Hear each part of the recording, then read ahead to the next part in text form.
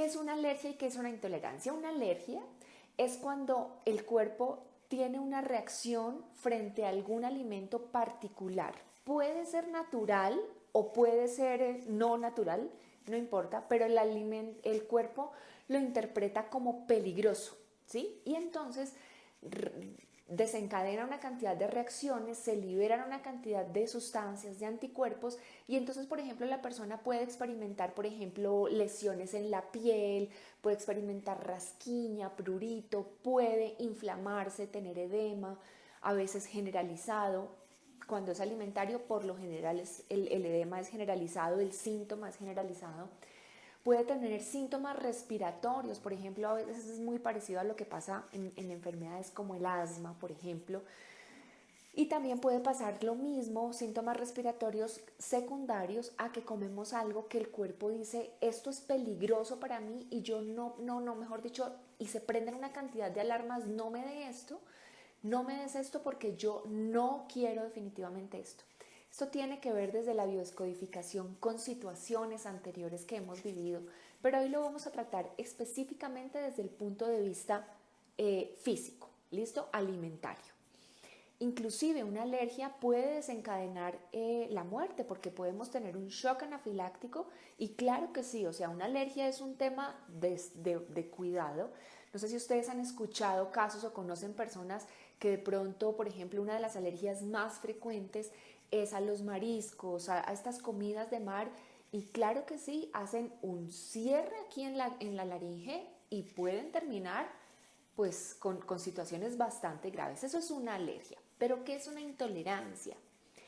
Bueno, las alergias son bastante puntuales, ¿sí? Y dado que a veces son así de graves, es frecuente que las personas con alergias alimentarias las hayan detectado, pero muy puntualmente. Cosa diferente que pasa con una intolerancia. Una intolerancia es cuando el cuerpo no puede digerir bien algún alimento. ¿Mm? Y vuelvo y te repito, esto nos puede pasar con alimentos que no son naturales, con alimentos procesados, pero también nos puede pasar con frutas, con cosas que vienen de la naturaleza. Y por eso es que tenemos que estar siempre muy atentos, muy atentas, con los 5 sentidos, escuchando a nuestro cuerpo. A veces escuchamos más todo lo de afuera que a nosotros mismos.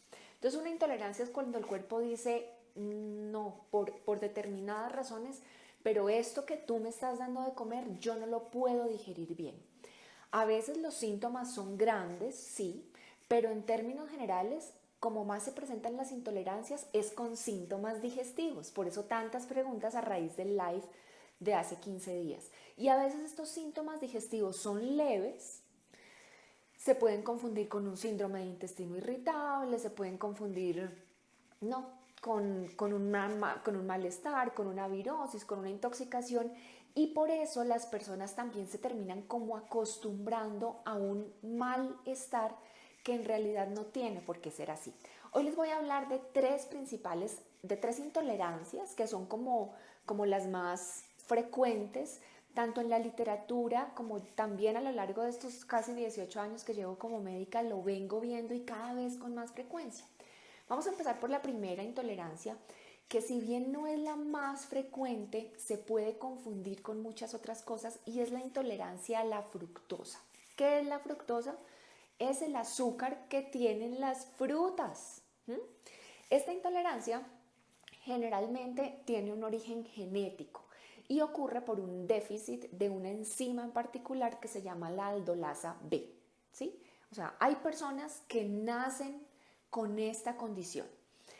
No es muy frecuente, más o menos ocurre en una persona por cada 20.000, pero recuerden, o no, recuerden no porque no tienen por qué saberlo, pero les quiero contar que aunque esto es así, más o menos entre el 40 y el 90% de las personas sanas pueden presentar absorción incompleta de fructosa. No son intolerantes, pero si comen bastante cantidad de una fruta, les cae mal, porque el cuerpo no la absorbe en su totalidad, ¿sí? Entonces, no hacen parte de ese porcentaje pequeñito que está diagnosticado como intolerante a la fructosa, pero sí pueden tener diarrea, pueden tener distensión abdominal. ¿Esta intolerancia con qué tiene que ver generalmente? Con la concentración, con la cantidad de fruta en la que comemos. Entonces, por ejemplo, a mí me han llegado al consultorio pacientes que me dicen, no, es que yo podía comer, no sé, tomate, podía comer ciruelas, pero de un momento a otro me volví alérgico, alérgica, porque ya me he dado cuenta que como ciruelas y me caen mal. Y cuando yo les sugiero a las personas que bajen la cantidad de esta fruta, pues no, ya no pasa esto. Entonces ocurre, ¿por qué? Por la cantidad en la que comemos. Recuerden esa frase que yo les repito, yo creo que cada 8 días, y es que es en el exceso en donde está la enfermedad.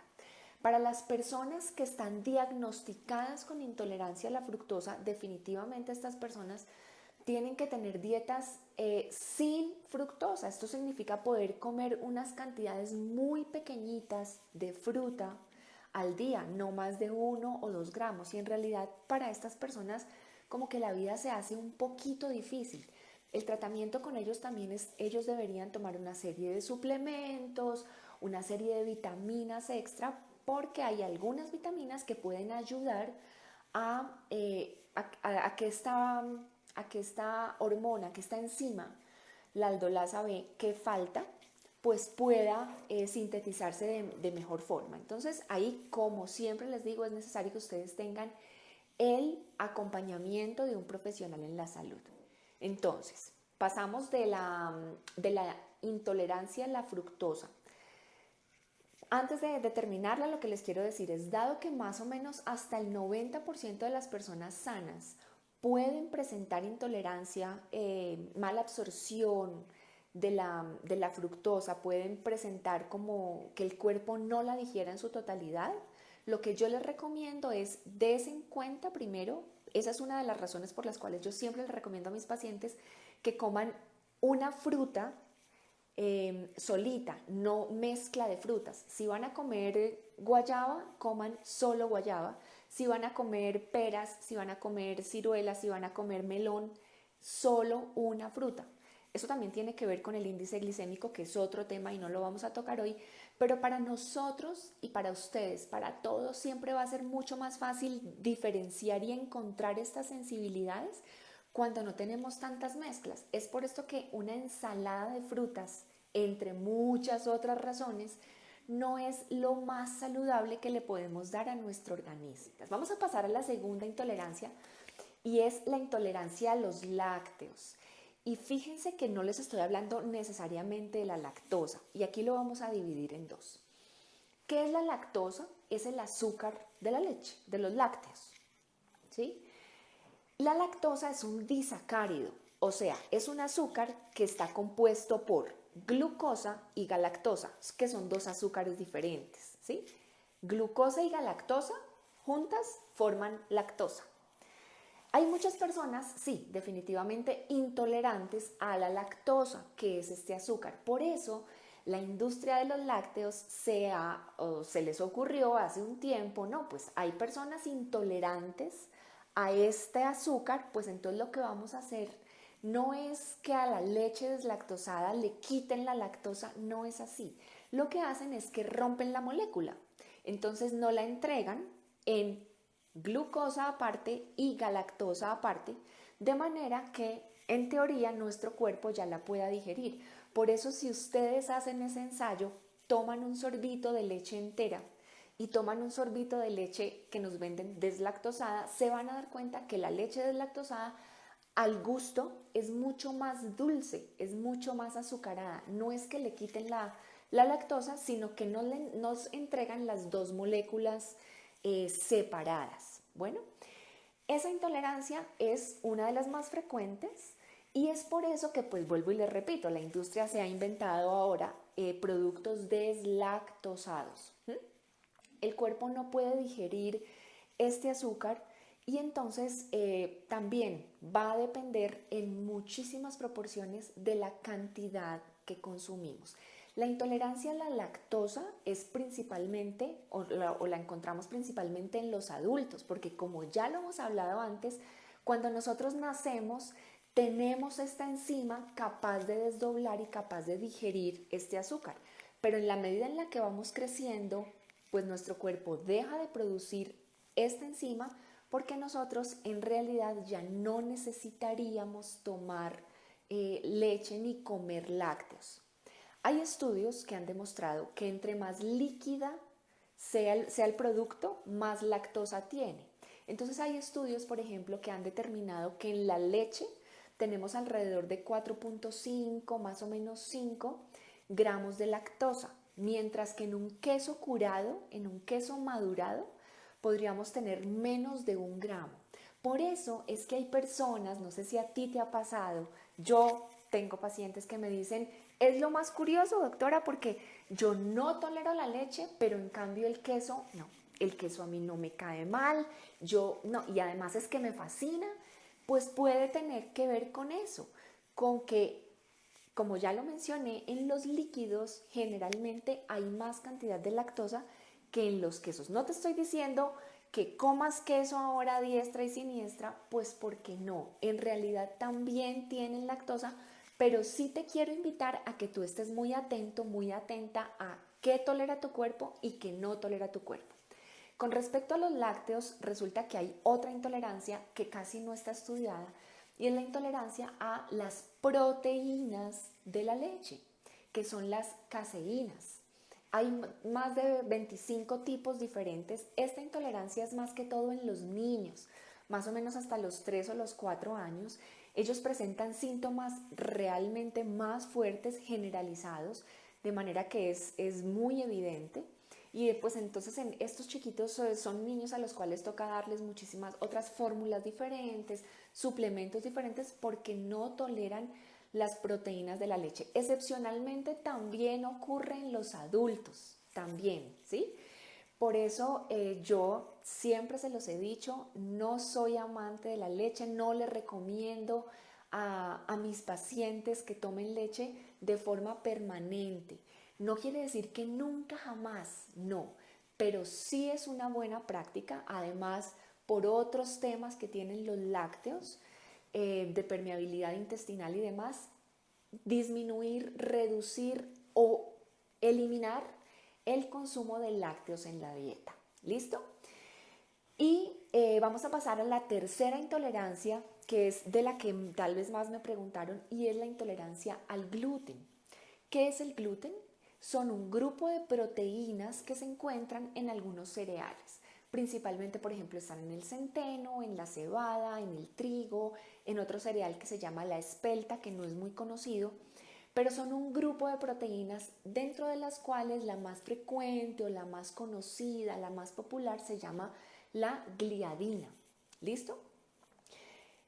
La intolerancia al gluten es de verdad también poco, en realidad poco frecuente, pero las personas que son intolerantes son las que de pronto ustedes han escuchado que se denominan o si se llaman celíacos, para pacientes celíacos. Ustedes deben haber escuchado esa palabra con alguna frecuencia. Esta enfermedad hay que diagnosticarla, se diagnostica con exámenes de sangre, se hacen biopsias, con endoscopias con biopsias, o sea, este ya es una enfermedad que tiene unas características especiales y particulares porque a diferencia de las otras intolerancias a la fructosa, a los lácteos, a las caseínas, a la lactosa, la intolerancia al gluten, si no se diagnostica, si no se trata, nos puede generar situaciones que no vamos a querer.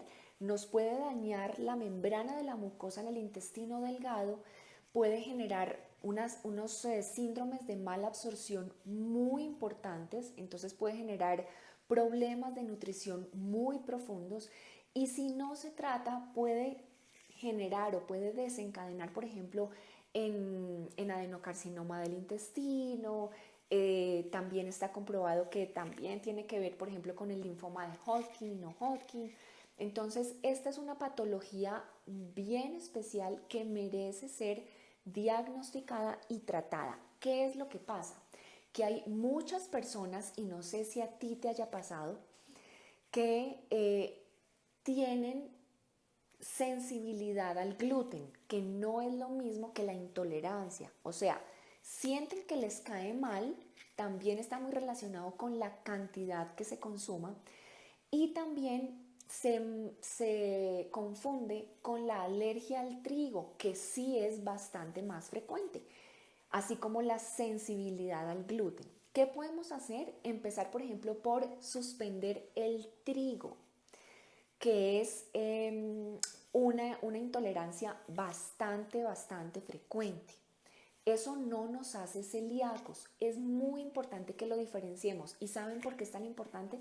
Porque aquí al consultorio me han llegado pacientes que dicen, no, doctora, es que yo soy intolerante al gluten y entonces yo, mejor dicho, tienen la vida a cuadritos, casi que no consumen, o sea, no consumen muchas cosas, llegan en estados de malnutrición, con unos déficits de vitaminas importantes, con unos déficits en minerales también muy importantes. ¿Y qué ocurre? Las personas que piensan que son intolerantes al gluten empiezan a comer otra cantidad de cosas y estas dietas así tan exageradas son muy peligrosas porque en la industria, para mejorar la consistencia de los alimentos, dado que les retiran el gluten, les ponen muchos aditivos, muchas grasas, muchos azúcares. Entonces estas personas llegan malnutridas, puede a veces que lleguen en estados de sobrepeso y en obesidad, pero por la cantidad de azúcar que le están poniendo a su alimentación, ¿sí? Pero en el fondo cuando estudiamos y medimos niveles de vitaminas y medimos otras cosas, pues están en déficit. Entonces, atención con los autodiagnósticos, atención con suprimir de sus dietas cosas que en realidad no es necesario que suprimamos. ¿Listo? ¿Qué les puedo decir de la alergia o de la sensibilidad al gluten? Primero, si piensas o si sientes que tú puedes estar teniendo esto, lo que primero te recomiendo es que asistas a una cita médica, que te dejes asesorar, que te dejes guiar, pues para determinar en compañía de alguien que te pueda ayudar si sí realmente tienes este diagnóstico. Porque si lo tienes, mereces de verdad tener una dieta particular y al mismo tiempo que suspendes unas cosas, suplementar tu alimentación con otras. ¿Listo? Lo primero. Lo segundo, suspende por un tiempo el trigo, pero solamente el trigo, ¿sí? Que esta patología sí es mucho más frecuente que la intolerancia al gluten en general. Me preguntaban con bastante frecuencia hace 15 días acerca de la avena.